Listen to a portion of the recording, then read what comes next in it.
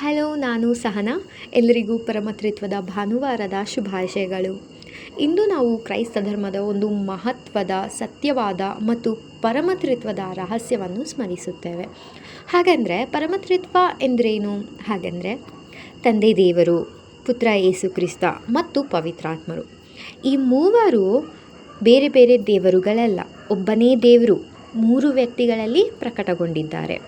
ತಂದೆ ದೇವರು ಅಂದರೆ ಸೃಷ್ಟಿಕರ್ತ, ಈ ಲೋಕವನ್ನು ಮತ್ತು ನಮ್ಮನ್ನು ಸೃಷ್ಟಿಸಿದವರು. ಅವರ ಪುತ್ರನಾದ ಯೇಸು ಕ್ರಿಸ್ತ ನಮ್ಮ ಪಾಪಗಳಿಗಾಗಿ ಶಿಲುಬೆಯಲ್ಲಿ ಮರಣ ಹೊಂದಿ ನಮಗೆ ರಕ್ಷಣೆಯನ್ನು ನೀಡಿದವರು. ನಂತರ ಪವಿತ್ರಾತ್ಮರು ನಮ್ಮನ್ನು ಸತ್ಯದ ಮಾರ್ಗದಲ್ಲಿ ನಡೆಸಿ ಶಕ್ತಿ ಮತ್ತು ಸಾಂತ್ವನವನ್ನು ನೀಡಿರುವರು. ಬೈಬಲ್ನಲ್ಲಿ ಕೂಡ ಈ ಯೇಸು ಕ್ರಿಸ್ತರು ಅವರ ಶಿಷ್ಯರಿಗೆ ಹೇಳ್ತಾರೆ, ತಂದೆಯ ಮತ್ತು ಪುತ್ರನ ಮತ್ತು ಪವಿತ್ರಾತ್ಮನ ಹೆಸರಿನಲ್ಲಿ ದೀಕ್ಷಾ ಸ್ನಾನ ಮಾಡಿಸಿರಿ ಎಂದು. ಇದರಿಂದ ನಾವು ಪರಮತ್ರಿತ್ವದ ಮಹತ್ವವನ್ನು ತಿಳಿಯಬಹುದು. ತಂದೆಯ ಮತ್ತು ಪುತ್ರನ ಮತ್ತು ಪವಿತ್ರಾತ್ಮನ ಹೆಸರಿನಲ್ಲಿ ದೀಕ್ಷಾ ಸ್ನಾನ ಮಾಡಿಸೋದಕ್ಕೆ ಜೀಸಸ್ಸೇ ಹೇಳಿರೋದ್ರಿಂದ ಅದರ ಮಹತ್ವ ಎಷ್ಟಿರ್ಬೋದು ಅಂತ ನಾವು ತಿಳ್ಕೋಬೋದು.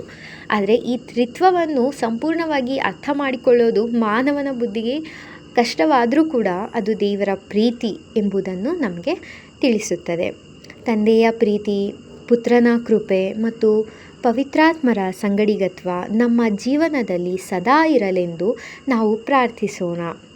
ಇಂದು ನಾವು ನಮ್ಮ ಜೀವನವನ್ನು ದೇವರಿಗೆ ಸಮರ್ಪಿಸಿ ದೇವರ ಪ್ರೀತಿಯನ್ನು ಇತರರೊಂದಿಗೆ ಹಂಚಿಕೊಳ್ಳೋಣ.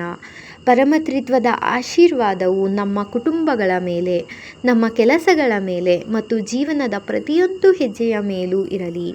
ಕರ್ತನಾದ ಯೇಸು ಕ್ರಿಸ್ತನ ಕೃಪೆಯು, ದೇವರ ಪ್ರೀತಿಯು, ಪವಿತ್ರಾತ್ಮರ ಸಂಗಡಿಗತ್ವವು ನಿಮ್ಮೆಲ್ಲರೊಂದಿಗಿರಲಿ. ಇಂತಹ ಕ್ರೈಸ್ತ ಸಂದೇಶಗಳು, ಬೈಬಲ್ ವಚನಗಳು ಮತ್ತು ವಿಶೇಷ ದಿನಗಳ ಕುರಿತು ತಿಳಿದುಕೊಳ್ಳಲು ನಮ್ಮ ಚಾನಲನ್ನು ನೀವು ಸಬ್ಸ್ಕ್ರೈಬ್ ಮಾಡಿ. ಈ ವಿಡಿಯೋ ನಿಮಗೆ ಇಷ್ಟವಾದರೆ ಲೈಕ್ ಮಾಡಿ, ನಿಮ್ಮ ಅಭಿಪ್ರಾಯವನ್ನು ಕಮೆಂಟ್ ಮೂಲಕ ತಿಳಿಸಿ ಮತ್ತು ನಿಮ್ಮ ಸ್ನೇಹಿತರಿಗೂ ಕೂಡ ಹಂಚಿಕೊಳ್ಳಿ. ಧನ್ಯವಾದಗಳು. ಕರ್ತನಿಗೆ ಸ್ತೋತ್ರವಾಗಲಿ.